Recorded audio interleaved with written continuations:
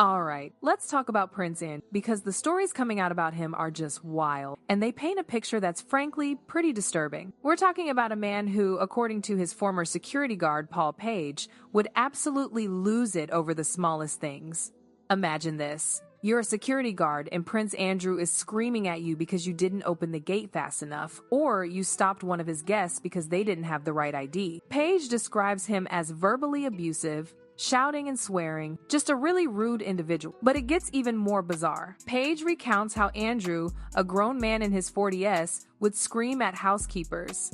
Not because they broke something valuable or were late, but because they put a stuffed animal in the wrong spot. Yes, you heard that right, a stuffed animal. This is the image you need to hold on to for the rest of this story, because everything that came after, all the allegations, the settlements, the arrests, it all traces back to this same fundamental issue. A man who truly believed the world existed to serve him, and a household that was essentially trained to never, ever push back. This sense of entitlement has always been a core part of Prince Andrew. Dr. Andrew Looney, a historian who wrote The Rise and Fall of the House of York, confirms that Andrew has always had this conviction of his own royal importance. His household was structured in a way that reinforced this belief, creating an environment where his outbursts, even over something as trivial as a misplaced teddy bear, went unchecked. Page, who served as an armed protection officer in the Royalty Protection Command from 1998 to 2004, spent 6 years inside Buckingham Palace. He guarded the Queen, Prince Philip, and Andrew, and he says, without hesitation, that Andrew was the worst. Not just difficult or demanding, but explosive over nothing. He was surrounded by a system that ensured nothing he did ever had real consequences. Page shared a specific anecdote that really drives this home. He once went into Prince Andrew's bedroom and found 72 teddy bears meticulously arranged on his bed. And get this, there was a laminated diagram, a printed chart, showing exactly where each bear sat. His inspector even showed him the card, which was kept in a side drawer of one of the bedroom cabinets. If the maids moved one during cleaning and didn't put it back precisely as shown on that laminated diagram, Andrew would reportedly scream, not complain, not get annoyed, but scream. Now, nobody just makes up a laminated teddy bear diagram. That's not a story someone invents to settle a grudge. That's the kind of specific detail that only exists if you actually saw it. This isn't just about a grumpy boss. It's about a level of control and expectation that is truly unsettling. And it reveals a lot about the man at the center of so many scandals. This pattern of unchecked behavior extends beyond stuffed animals. He used to have a lot of young ladies come to the palace. So the procedure would be, they would present themselves to us at the North Centre Gate. We would check their ID, ring up to check the book to make sure their name's in the book, and then send them up to the next security post, where they would be met by the member of the household for that particular royal. Now, Prince Andrew followed that procedure to a degree, but then after 5 o'clock, when the working palace closed down, his private guests would turn up. We were not privy to the names of the women turning up.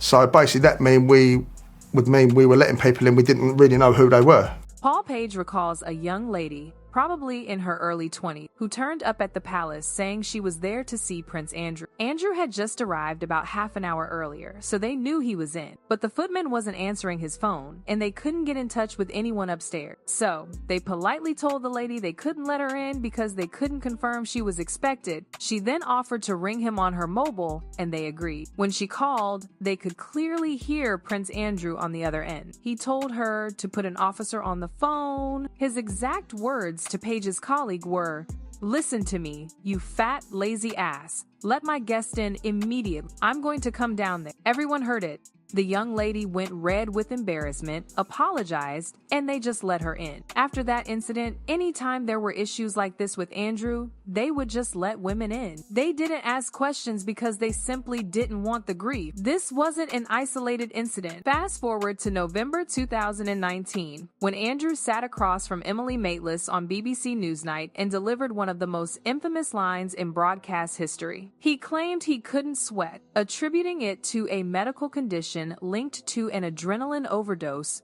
from the Falklands War. This was his defense against allegations that he danced at a nightclub with a young woman, Virginia Giuffre, who later accused him of far worse, Giuffre was very specific about that night, describing dancing with Andrew and him profusely sweating. Andrew's claim was meant to counter that. Paul Page watched that interview, and his reaction was immediate. He stated he personally saw Andrew sweat during his years at the palace. Other staff were astonished by the claim, calling it absurd. He remembers Andrew sweating during a hot summer's day while playing golf, even wiping his brow. As far as Page was concerned, Andrew was sweating. The critical part isn't just about the sweating itself, it's the fact that Andrew lied on national television in 2019. Paul Page had been talking about Andrew's behavior since before that interview. At the time, it was just his word, and there were no witnesses to confirm it. But staff inside the palace knew that defense was ridiculous. Yet, nobody, not the BBC, not the palace press office,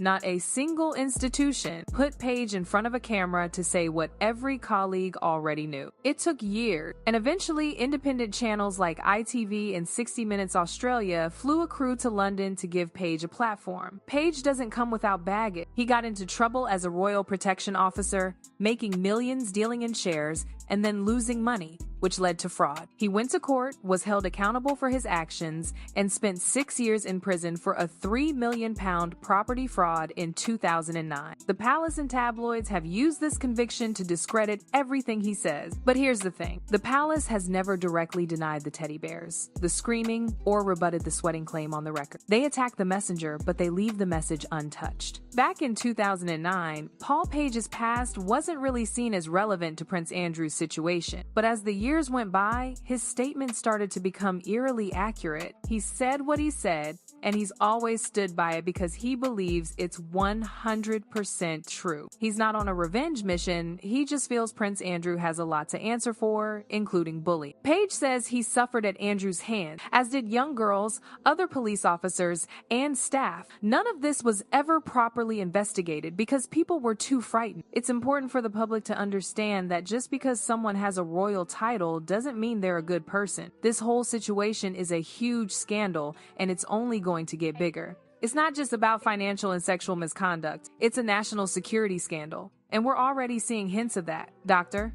Andrew Looney, a Cambridge-educated historian with best-selling books, also faced immense resistance when trying to publish his book, The Rise and Fall of the House of York, in the American market. His UK edition, which covered Andrew, Fergie, their finances, scandals, and connections, was a bestseller and praised for its rigorous research based on hundreds of interviews and freedom of information requests. But when it came time to publish the American edition, something happened. Looney faced an unprecedented wall of resistance. He had sold U.S. rights to Simon & Schuster's Gallery Books imprint for a reported $250,000 advance. Initially, editors said the material was solid and just needed shaping. But weeks later, the publisher abruptly terminated the contract, calling the manuscript unacceptable. They didn't even give him the full 90-day revision period guaranteed by his contract. Looney is now suing for several $100,000 in damages, saying the decision destroyed his chance to break into the American market. Looney says his publishers received legal letters warning them about what they put in the book. He was told his social media would be monitored, and attempts were made to intimidate him. Think about that sequence. A successful book in the UK, bought by a major US publisher, deemed solid by editors, then suddenly pulled weeks before publication. Looney himself says archives repeatedly blocked his access to documents on Andrew and Fergie, citing security concerns or claiming material was unavailable. He even approached Sarah Ferguson, who decided not to cooperate and told her friends not to speak with him. Looney says the York family instructed friends not to speak with him. He also alleges that ABC News in America was warned it would lose royal access if it ran a critical story about Andrew, and the story was dropped. Now, was there a signed letter from the palace saying, "Kill this book"? No. But when the archives block you, the family blocks you, the broadcaster backs down, and the publisher walks away weeks before printing, at some point you stop asking, is there a pattern? And start asking who benefits from the pattern. Paul Burrell, Princess Diana's former butler, offers another perspective. He lived inside the palace system, saw how decisions were made, how scandals were managed, and how the institution prioritized its own survival above everything, including the people inside it. Burrell has spoken publicly about the royal family's instinct to close ranks and described a culture where protecting the institution always comes before protecting individuals. He spoke about Diana's own fears and mistrust of senior figures within the household. Burrell wasn't Andrew's butler, so he wasn't a direct witness to what happened inside Royal Lodge. But his perspective is relevant because it speaks to the system itself.